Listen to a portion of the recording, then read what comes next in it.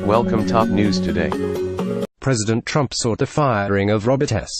Mueller III last June, shortly after the special counsel took over the investigation into Russian interference in the 2016 election, and he backed off only after White House counsel Donald F.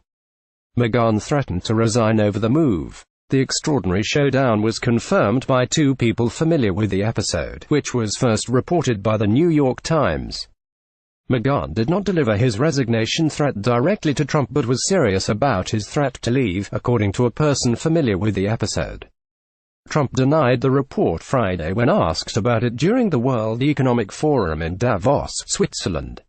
"Fake news, folks. Fake news," Trump told reporters. The president's effort to fire the special counsel came in the weeks after Mueller's appointment last May to lead the probe into whether Trump's campaign coordinated with Russian attempts to tilt the election. Mueller was tapped for the role by Deputy Attorney General Rod J. Rosenstein after Trump fired FBI Director James B. Comey. The special counsel probe has quickly expanded to include an exploration of whether Trump has attempted to obstruct the ongoing investigation, a line of inquiry that could now include the president's threats to fire Mueller himself. Peter Carr, a spokesman for the special counsel's office, declined to comment. McGahn did not respond to requests for comment. A White House spokesman referred questions to Ty Cobb, the attorney coordinating the administration's response to the Russia investigations, who did not immediately respond to requests for comment. John Dowd, an attorney for the president, declined to comment. Democrats late Thursday renewed their calls for Congress to pass legislation to protect Mueller and future special counsels from being fired by the president. At least two such bills have been introduced in recent months by members of both parties. Senator Mark R. Warner VA, the ranking Democrat on the Senate Intelligence Committee, which is conducting its own investigation of Russian interference, said in a statement that firing the special counsel is a red line that the president cannot cross. Any attempt to remove the special counsel, pardon key witnesses, or otherwise interfere in the investigation would be a gross abuse of power, and all members of Congress, from both parties, have a responsibility to our Constitution and to our country to make that clear immediately. Sen. Richard Blumenthal, Deacon, a former state attorney general, described Trump's attempt to oust Mueller as remarkable and stunning, adding in an interview, "It shows the need immediately to protect the special counsel." Republican Rep. Charlie Dent said in an interview that McGahn prevented an Archibald Cox moment, referring to the special prosecutor ordered fired by President Richard M. Nixon during the Watergate investigation. "I believe now that this revelation has been made public, that there will be increasing pressure to protect Mueller," Dent added.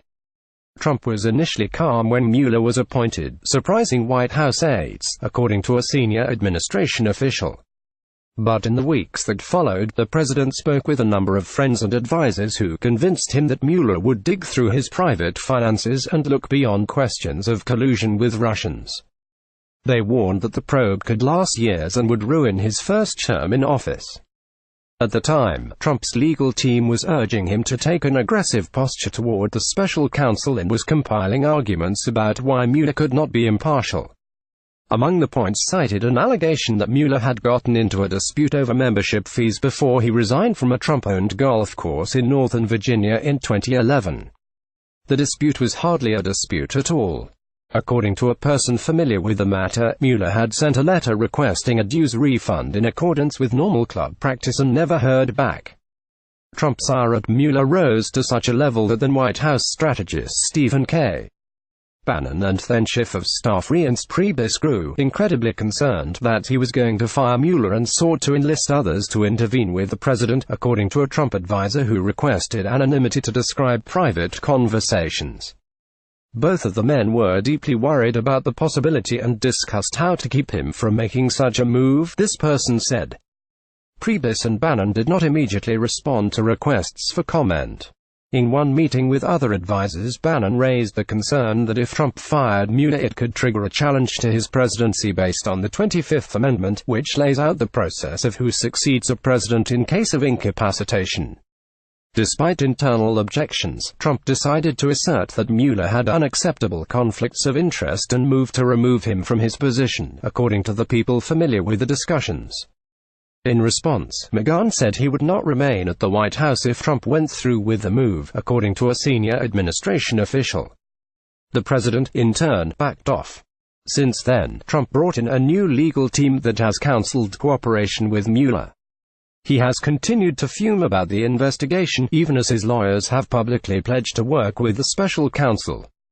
On Thursday, Dowd released a memo outlining the administration's commitment to transparency, noting that more than 20 White House officials have voluntarily given interviews. But the revelation that Trump tried to fire Mueller could be a critical piece of evidence for the special counsel as he tries to build an obstruction case, said white-collar criminal defense attorney Jacob Frenkel, who previously worked in the Office of Independent Counsel. In the jigsaw puzzle of circumstantial evidence of criminal intent, these are more pieces that Mueller certainly would use. Frenkel said, "You build it around the timing. The president's attorneys will probably try to argue that Trump was merely responding to current events, without intending to impede anything," Frenkel added. The defense would be this was merely an emotional response that's reflective of the frustration about the ongoing investigation and its distraction from the ability to govern, he said. Robert Costa, Ed O'Keefe, Philip Brucker, Sean Sullivan and Matt Zapotosky contributed to this report.